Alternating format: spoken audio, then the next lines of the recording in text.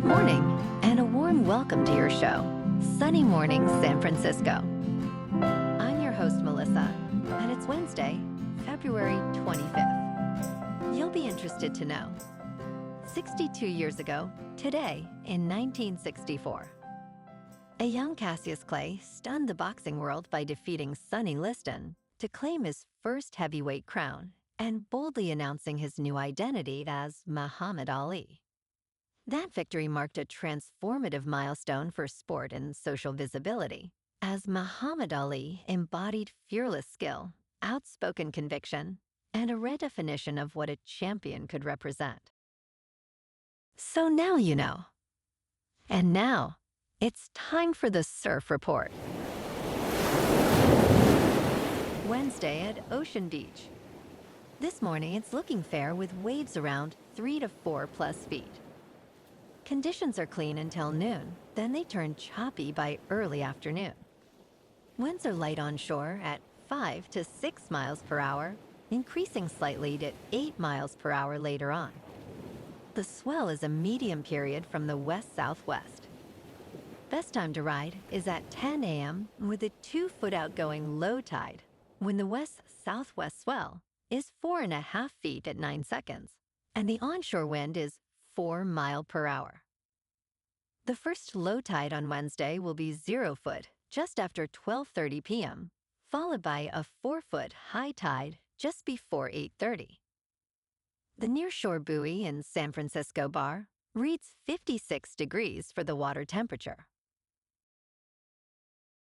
Thursday offers clean conditions with waves in the range of 2 to 3 feet, ideal for a light session. Friday sees a decrease in size, with 1 to 2 foot waves and fair conditions throughout the day. Saturday brings a steady increase, reaching 3 plus feet with choppy conditions in the afternoon, but early sessions may still provide some fun waves.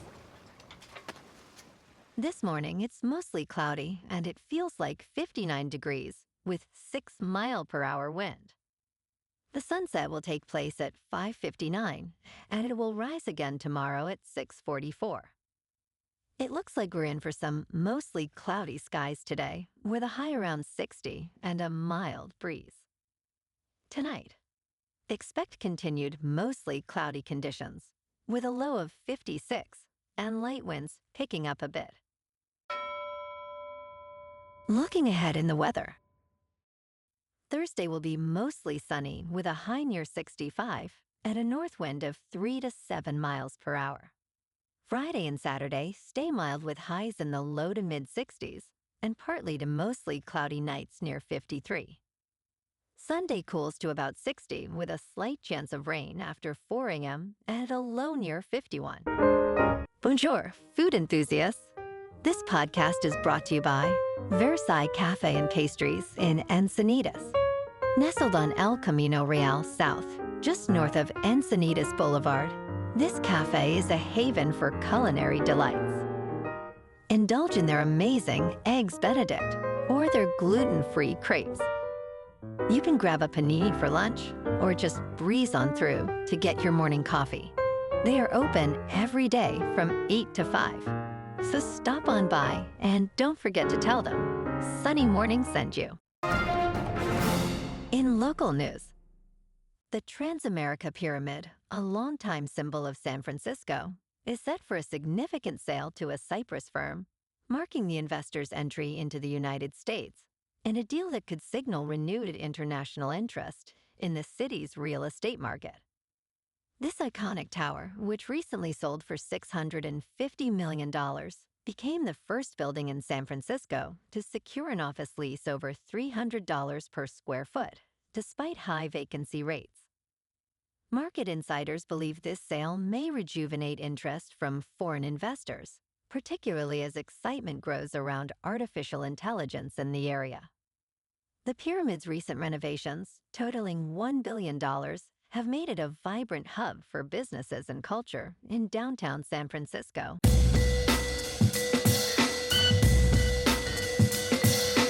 Now on to sports. Local officials representing World Cup host cities warned Congress on Tuesday about security concerns, coordination problems, and inadequate federal funding, risking catastrophe with just over 100 days before the games begin. Witnesses emphasize the urgent need to unfreeze Federal Emergency Management Agency money for security. Drone threats, human trafficking, and recent cartel violence in Mexico further complicate the situation. Officials testified that local agencies struggle to coordinate with federal authorities on security details. Funding is critical as delays could lead to catastrophic planning issues for events like the World Cup and the 2028 Olympics. The FIFA World Cup kicks off on June 11th in Mexico City.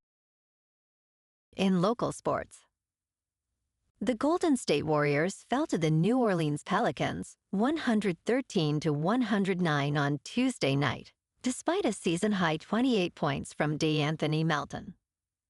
Zion Williamson led New Orleans with 26 points, while former Warrior Jordan Poole contributed 12 in the victory. The Warriors were without key players, including Steph Curry, who missed his 8th straight game due to a right knee injury. Moses Moody added 24 for Golden State, who now faces the Memphis Grizzlies on Wednesday night, looking to bounce back after losing 3 of their last 4 games. In top news, a massive rift is splitting Africa in half, and may form Earth's 6th ocean, scientists say. In northeast Ethiopia, the rift shoved continental plates apart by 25 feet in just a few days, completely shocking researchers. The ground split wide open in September 2005 amidst volcanic eruptions and hundreds of earthquakes. Cynthia Diebinger, a geologist at Tulane University, stated, "We had never seen something like this." The Dabahu fissure may lead to Africa splitting into 2 continents, creating a new ocean in millions of years. Ebinger predicts that dramatic episodes will continue every 50 to 100 years. In business news, big tech is buying up America's land, and home builders cannot compete. In Prince William County, Virginia, Steve Alloy, chief executive of Stanley Martin, noticed tech giants like Microsoft and Google acquiring land instead of housing developers. For instance, a data center developer paid $31 million for land meant for 250 housing units. As artificial intelligence grows, developers find selling to data centers more profitable than housing. In Northern Virginia, a housing shortage exceeds 75,000 homes, while data centers dominate land development. Local officials and residents express concerns over the impact on housing and community needs. In crypto movement, Bitcoin is up 2% to about $65,000. Ethereum is up 3.5% to just over $1,900. And XRP is up 1.5% to $1.37. Moving on to a more local vibe. In our community spotlight on health and wellness, we are working with a national Pilates studio to bring you some free classes, so listen up. Check out Club Pilates, with several locations in the San Diego area. Pilates presents a comprehensive wellness approach, cultivating strength, reducing tension, and elevating mental well-being. Scientific research affirms its benefits. So now you can check out Club Pilates for a free class, with locations in Encinitas, Solana Beach, Oceanside, La Jolla, and more. Just be sure to tell them Sunny Morning sent you by. And now, back to the show. Let's talk tech.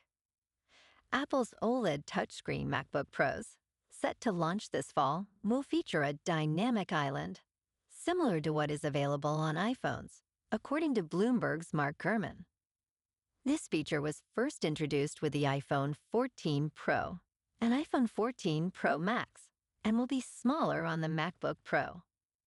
The new models will come in 14-inch and 16-inch screen sizes and will look similar to current versions. Apple will update the user interface to be dynamic for better touch or point-and-click functionality. Pyramid notes that touchscreen Macs won't be announced during the March 4th event, but are expected to release closer to the end of 2026. And in entertainment news, Sony Pictures is set to reboot the Spider-Man universe with new people after several box office disappointments. Film boss Tom Rothman revealed that Spider-Man: No Way Home was banned in China due to the depiction of the Statue of Liberty. He confirmed a fresh reboot for the franchise, despite the success of the Venom films. Rothman stated, "Scarcity has value. You gotta make the audience miss you." He also expressed frustration that No Way Home made $1.9 billion globally, which could have exceeded $2 billion with Chinese approval. The live-action films have struggled overall, with Morbius earning $162 million. Well, alrighty folks, it's time for the quote of the day.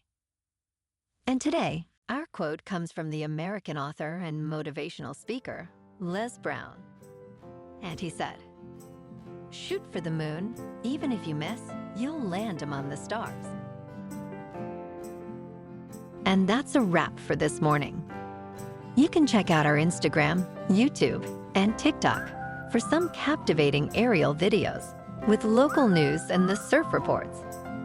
Have an amazing day, my good friends. We'll see you tomorrow with another episode of Sunny Morning San Francisco.